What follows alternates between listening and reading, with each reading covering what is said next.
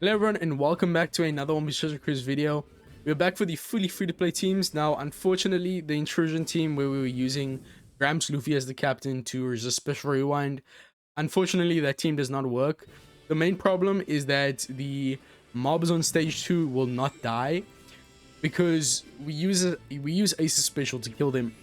But unfortunately Ace's special, he doesn't kill, mainly because we don't have a good amount of HP on the final stage.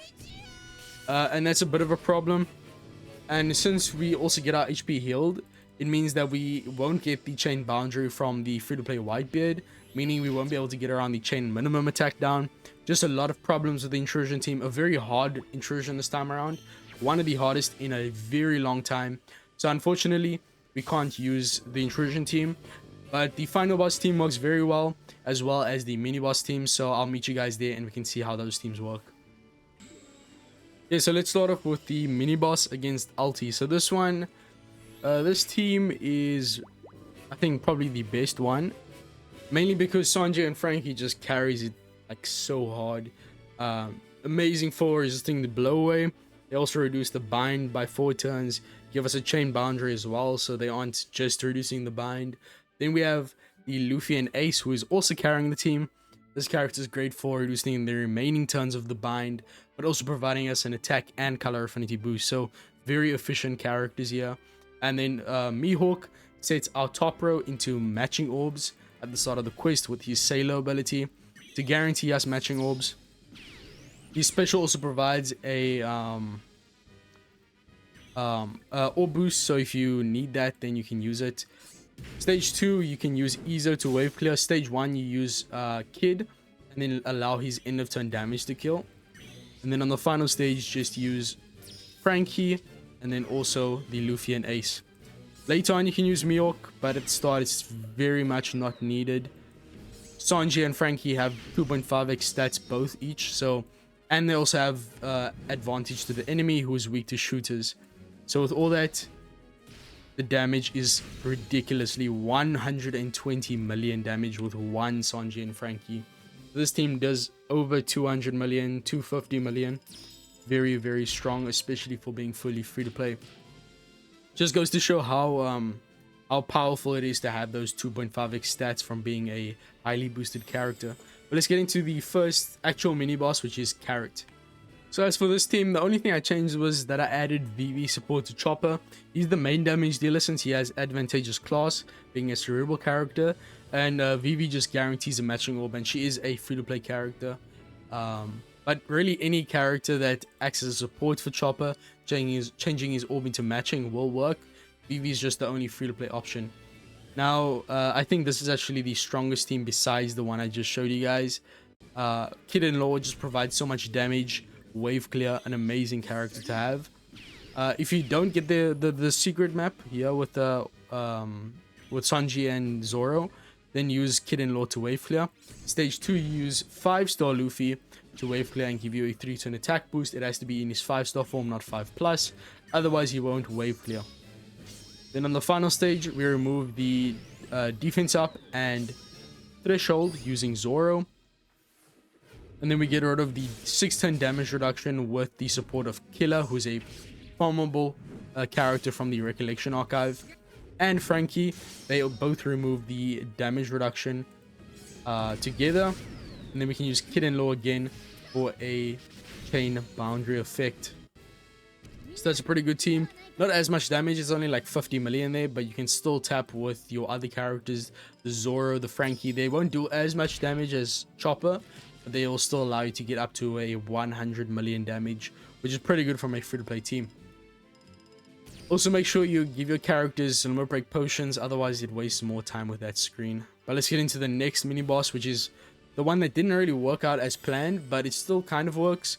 The main reason it doesn't work as I intended is because Big Mom doesn't boost the Hancock, who is, of course, the main damage dealer, or was supposed to be, because she has 2.5x stats, of course. The problem is that, yeah, she does not get boosted by Big Mom. She's not driven or powerhouse. But you still have Kanjuro and Kid there, who are going to be dealing a lot of damage. Of course, they are boosted by Big Mom. The only problem with this team is we don't have an attack or boost. But we do have a color affinity, a conditional attack boost, as well as a chain lock, which is pretty good.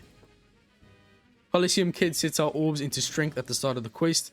This is important for matching orbs, but also ensuring that our captain has a strength orb, which allows us to get a conditional attack boost from Kanjuro's special. So we can use Hancock to set the enemy's defense to 0. Then Kanjuro will give us a color affinity, a conditional boost, and also reduction of enemy defensive effects. Finally, Big Mom will give us a chain lock and remove the enemy's remaining turns of threshold. And then finally, we can kill off with Kanjuro, Kid, and Zoro. So they don't do a lot of damage, but honestly, the team can still last for a decent amount of time. At least up to Nav 30, I think. It really depends on how much investments you have into your characters. Are they high leveled? But Zoro himself should be dealing a lot of damage. Most people have him at level 150. Now this team is probably my favorite one, just because of how there's literally no problems with it. The damage is really good. Nami's just there for her amazing captain ability. She's a 5x attack boosting captain and also provides 2 turns of cooldown. We don't even use her for her special. She will be special binded of 8 turns, whereas the crewmates will be getting only 5 turns of special bind.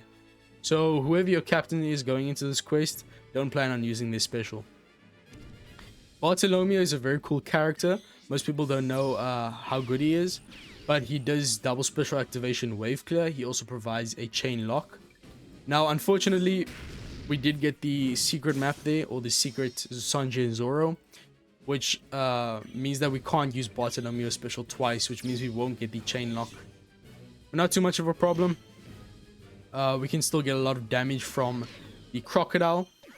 Crocodile and Perona are main damage dealers. They have type advantage and class advantage.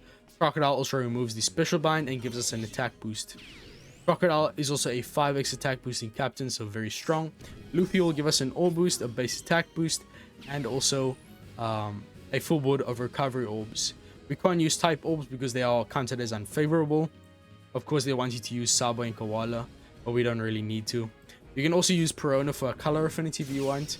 Of course, Perona is also just great for being a main damage dealer. Overall, pretty strong team, especially if you get the chain lock from Bartolomeo. Of course, you need to use his special twice to get the chain lock of 2.75x. Not too bad. Pretty good speed and decent damage on that team.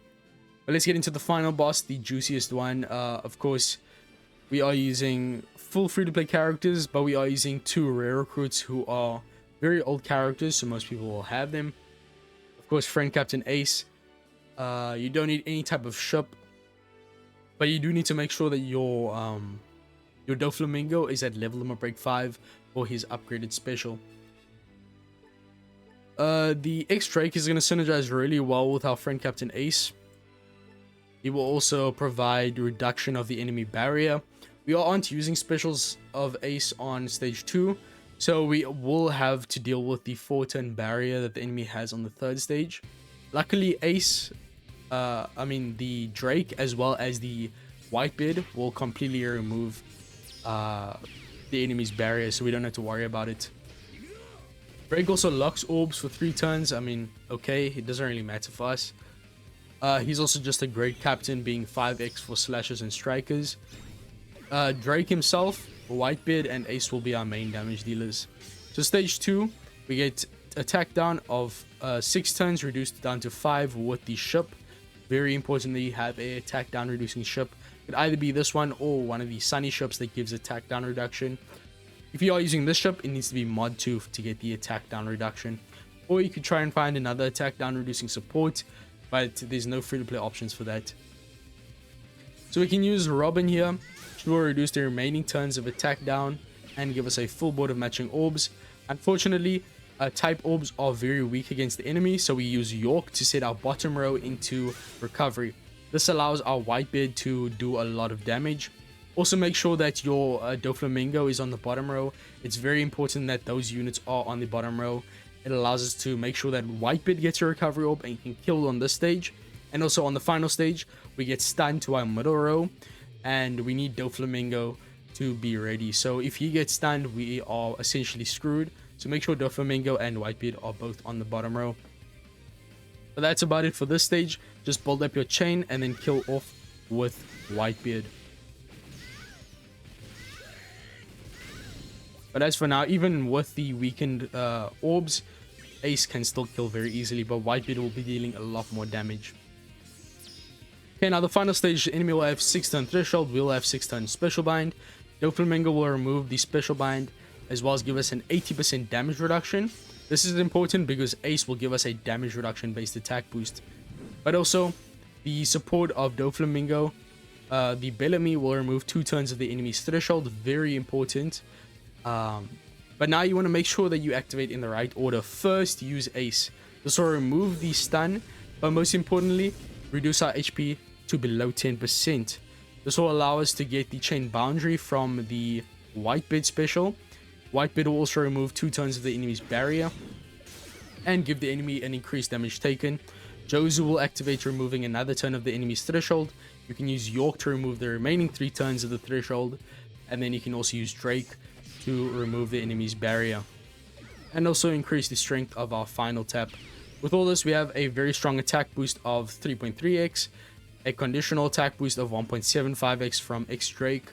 We also have a chain boundary from Whitebeard, a damage reduction based attack boost of 1.8x, and our final tap will be a lot stronger thanks to X Drake. So let's see how this goes. This should be dealing a lot of damage off the bat. Lots and lots of damage. This team is actually really viable if you guys don't have a lot of characters. So thank you guys for watching. If you have any questions about these teams, ask them down below. I'm very impressed with how free-to-play characters are actually evolving these days. We have a lot of very good level up breaks. But all that being said, I'll see you guys in the next one. Like and subscribe. Peace, and I'm out.